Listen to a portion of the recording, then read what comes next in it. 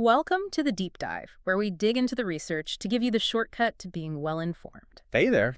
Today we are jumping into land management, specifically the world of hunting leases. It's all about stewardship and why something as simple as setting hunter limits might just be the secret to, successful long-term land use. It's a fascinating topic. It is. We have a great stack of source material here, and right off the bat, it paints this picture of just pure operational chaos. Yeah. I mean, imagine a prime piece of leased property. 1 week, you've got 5 different hunters on it. Bluff, wow. The next week, 3 more. Then, okay, it gets a little break, maybe a couple of weeks of rest. But then another group of 4 shows up. It just never stops. Never. And then 3 more right after that. Yeah. That scenario sounds completely exhausting and just detrimental. It is. It's bad for the landowner, bad for the wildlife, and you're right, it's really terrible for the quality of the hunt itself. The very thing people are paying for. Okay, let's unpack this a little. Well, you've really hit on it. I mean, that's the definition of land use instability. And so our mission in this deep dive is to analyze why that happens, focusing on the crucial role of what are called hunter limits in these leases. Right. We're looking at how the different models, short-term versus long-term, how they really impact conservation and, frankly, the hunter's own success. And the sources seem to establish a core premise right away. They do, and it's an important one. The idea is that true hunters are, at their core, conservationists. Right. They want the resource to be there next year. Exactly. They want the land, the animal population, to thrive. And when you pair that conservation mindset with a long-term relationship with a piece of property, setting these hunter limits isn't just some arbitrary rule. It becomes a key part of the whole equation that lets great things happen for wildlife management.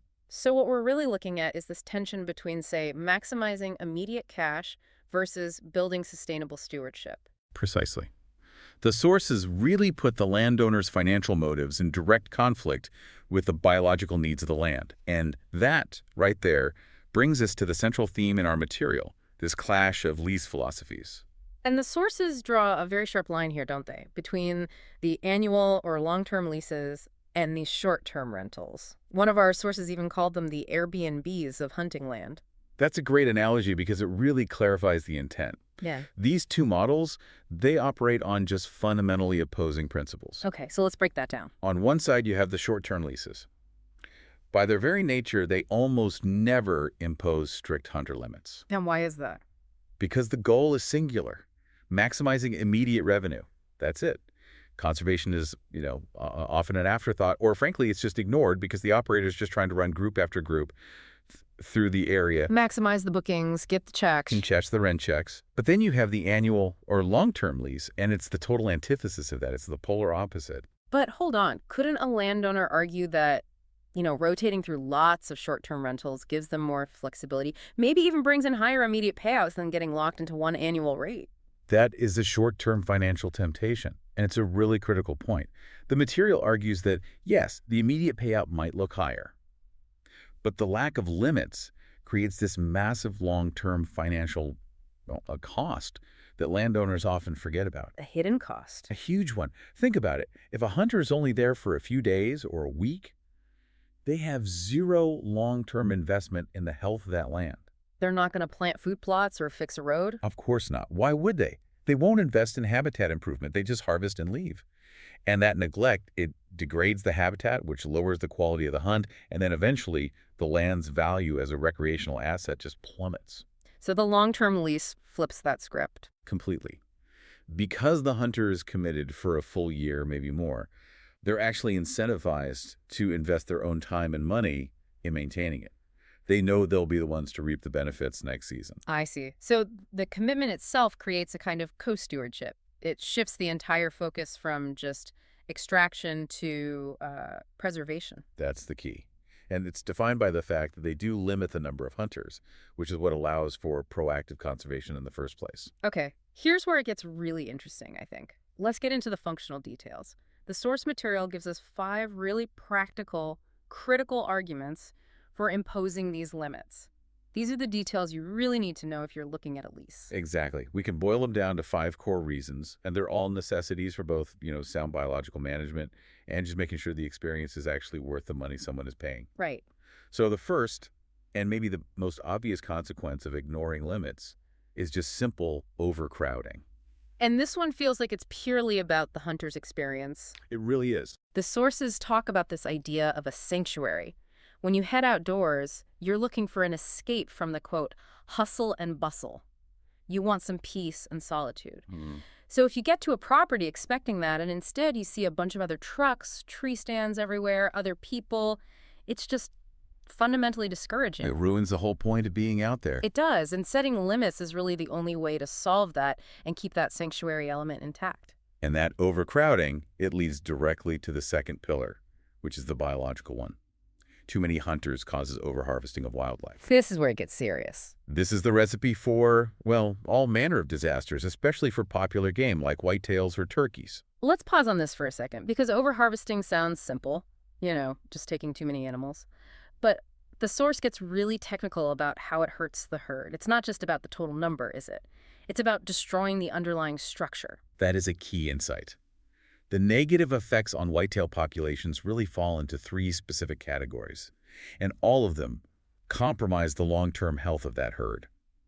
First, it just destroys the buck age structures. Okay, for our listener, what does that mean in practical terms? Why does the age structure matter so much? It matters because if you are consistently taking all the younger bucks out of the population, you never let them reach maturity. Right. Mature bucks are the primary breeders. They have the best genetics. When that age structure collapses, you end up with a high percentage of very young, immature bucks trying to do all the breeding, which just degrades the overall quality and size of future generations. Limits help ensure enough bucks actually survive to get mature. Okay, that makes sense. What's the second one? Second, overharvesting completely throws off the crucial buck-to-do ratio. So just how many males there are compared to females? Exactly. And if you have way too many does for the number of available bucks, it puts a huge stress on the female population. The breeding season gets longer, does are stressed out from being chased constantly, and then fawn health suffers because they're born later in the year, which really hurts their chances of surviving the winter. So it's a ripple effect. A huge one. Proper limits help maintain a biologically sound ratio, something closer to, say, 1:3 or 1:4. And then third, you combine those two problems, and it just decreases the overall deer densities. Simply put, you just have fewer deer. And that is in direct conflict with that hunter conservationist mindset we talked about. Right. So if the herd structure is compromised, that leads to the third pillar, which is even if you don't overharvest, the sheer number of people on the land decreases the quality of the hunting. Yes. And this really comes down to a concept called hunting pressure. Yeah, and it's a real thing. Deer, turkeys, all game animals, they are so aware of human activity. Unnecessary pressure. I mean, just too many people walking trails, putting up stands, driving trucks. It causes the game to either move out of the area entirely or, and this is crucial, it shifts their behavior to become almost completely nocturnal. So they're still there, you just never see them. Exactly. So if you're paying a premium for a lease and all that pressure means you only ever see a deer on your trail camera at 10 p.m., the quality of your hunt has completely evaporated. Managing the limits manages that pressure. And moving from the quality of the hunt to the consequences, the fourth pillar is all about increased risk factors.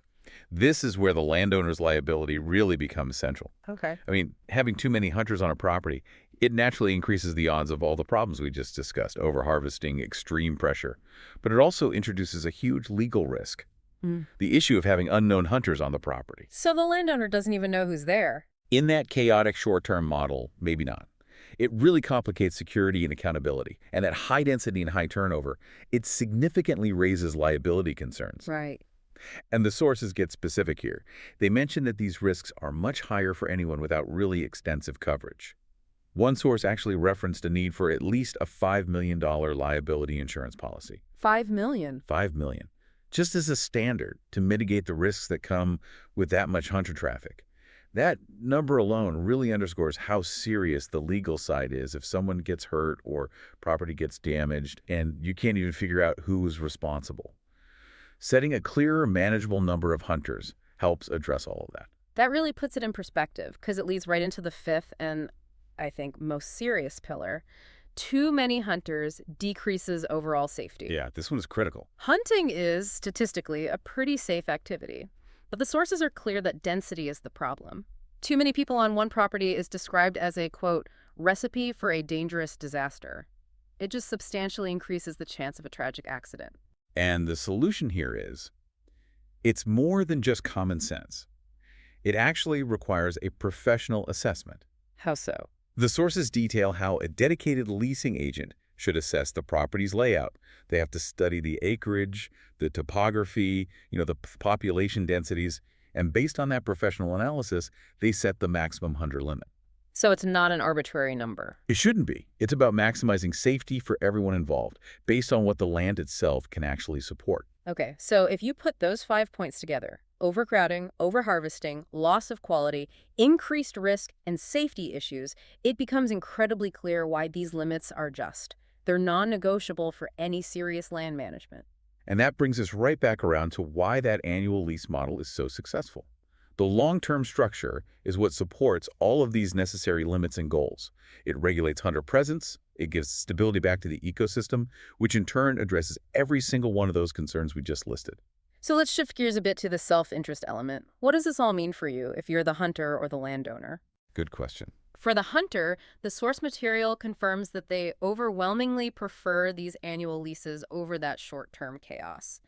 And the reason why, well, beyond avoiding all those problems, is that the annual leases often include the first right of renewal each year. Which is huge. It's huge. It means stability.